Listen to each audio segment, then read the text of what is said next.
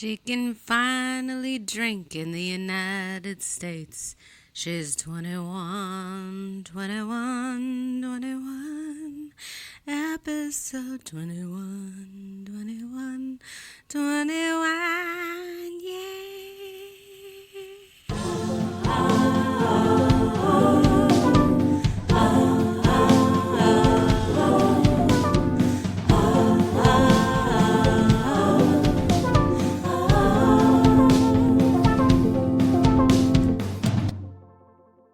Hello, welcome back to the Rena 100 Show, the show where I pick a theme and talk about it for a little while you hopefully go for a nice Sunday morning walk, or a walk at any point, or sit down, or wash your dishes, or whatever it is you do while you listen to podcasts. Could be a myriad of things, hopefully nothing disgusting. But if it is, don't tell me. All right, today the theme we're going to be talking about is mystery. It's because no one else is here. No one's stopping me from doing these annoying intonations. I wanted to talk about mystery because I've been listening to this great podcast called Mystery Show, and there is a mystery about it, which is, why are there only 6 episodes? Why did she stop? My my strong guess is that she got a better job and moved on, because I think she's a writer now. But it is a great podcast. She just solves basically like everyday mysteries or questions people have. And she plays gumshoe and writes out everything she's going to say, I think, before she says it on the podcast, unlike little old me that just talks from a noggin noodle. But yeah, mystery. Makes me think of film noir. I was talking about it with someone the other day, how there hasn't really been like a new genre of film in a long time, like the way film noir was really such a new, I think, God, I don't have a film degree, but to me it's very unique, and I can't think of like theater that really was like that before. I mean, I guess there was mystery novels, and it made me think of everyday, it's not exactly mysteries, it's more like weird coincidences that happen in your life where you're like, that could not have been real, and how did that happen? Like, one of the mysteries she solves on the show early on is someone she knows rented a movie from a movie rental place and then went back to return it the next day, and the whole place was like boarded up and closed. And it was like fully functional the day before. So this was like this is an example of these type of small little mysteries that Starlee Kine, I think is her name, solves on the show. And it made me think of one of those that happened to me once, which is that it's not exactly a mystery, but whatever, semantics.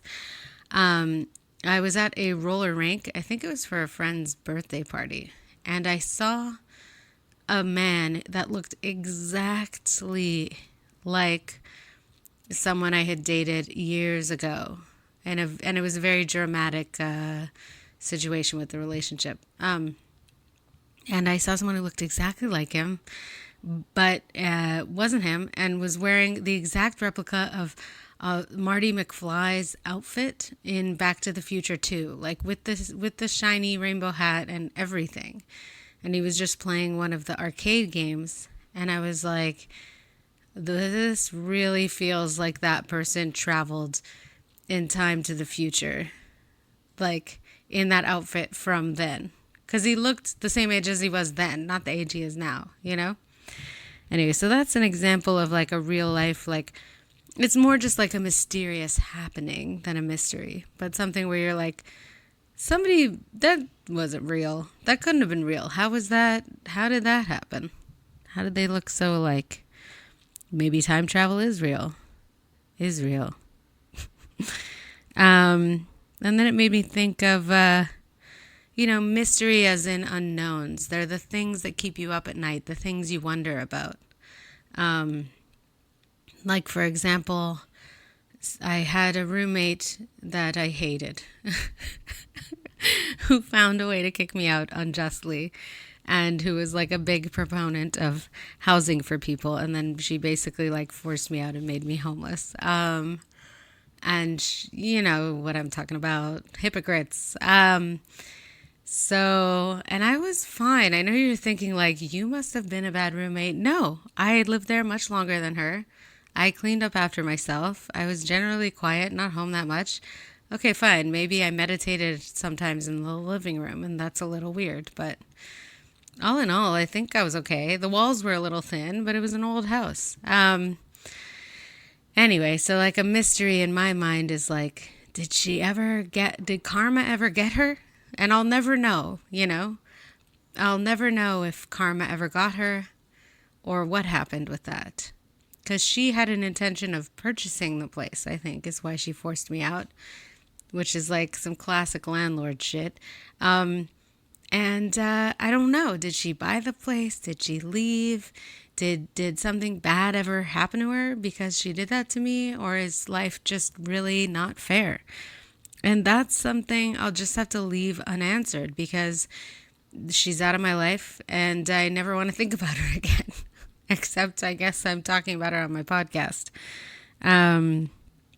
But yeah, things that you've thrown out into the universe that have just been left unanswered. I mean, as a comedian, comedy writer, there is so much of that. And I'm sure actors can relate to this with their auditions. But it's like you work really hard all week on this amazing late night.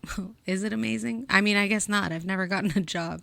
Then again, I have no connections or familial relationships with people that work on any of those shows, and I've heard that definitely, I'm sure, helps.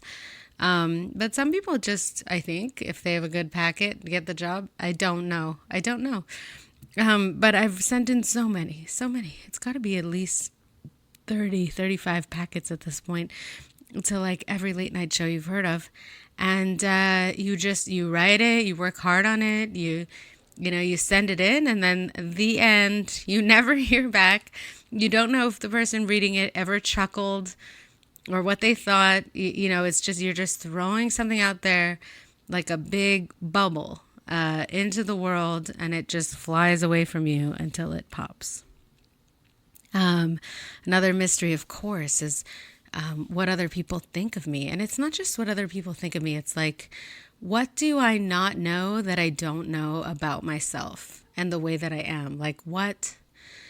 And as a performer, of course, I've always been focusing on this. Like I watch myself on stage. I'm like, oh, I move around a lot. I shift this way. I really analyze my external impression more probably than the average person because it's a part of my career. And there's a lot of things that I think I've just settled on, like, well, I'll try to move around less. I'll try to talk slower. But at the end of the day, none of that comes naturally to me. So it's hard. It's a journey. I'll say it that way. But it is true. The slower you talk, the more people respect you on stage, if you notice. But anyways, I digress. But yes, I am kind of low status on stage, and I've got to work on that. But yeah, what do I not know that I don't know about myself? There's things that are glaringly obvious about the people around me that we all know about them, that they don't know about themselves, and no one's going to tell them. And there's got to be stuff like that about me, and I'm never going to know. Not really. And even if somebody told me, would my ego allow that knowledge to penetrate to the core? I don't know. Probably not. I probably can't actually emotionally handle knowing those things, those painful truths about the way I seem off balance to other people, or the little weaknesses that I guess at the end of the day, if I'm not going to know and I'm not going to process it, it's just none of my business. I don't know. And then, of course, there's the mystery of just the future. What's going to happen? Oh, wait, we'll come back to that in a second. A mystery that I've had is what were my parents like before they had kids? I don't know. What would it have been like if I was the same age as them and we hung out? What was that? Who are they really? I only know them as parents. I'll never know them as colleagues or peers or similars, same-timies, as nobody says. Another mystery is, why do we dream what we dream? Where did those dreams come from? Are they strange, effervescent spirits coming from another realm, taking over our minds and hearts as we are defenseless in our beds? We don't know. Or is it just a random assortment of experiences? And why do we dream? Why? Why? Why do we need a glorious picture show? Why can't we just go unconscious and then wake up? because we're processing things, Rena. We're processing things. But yes, the future, as I said, the future. And in a way, the future is what keeps us going, isn't it? What's going to happen next? Wanting to find out more, wanting to read the last chapter in our particular book of life. Bad or good, we want to know.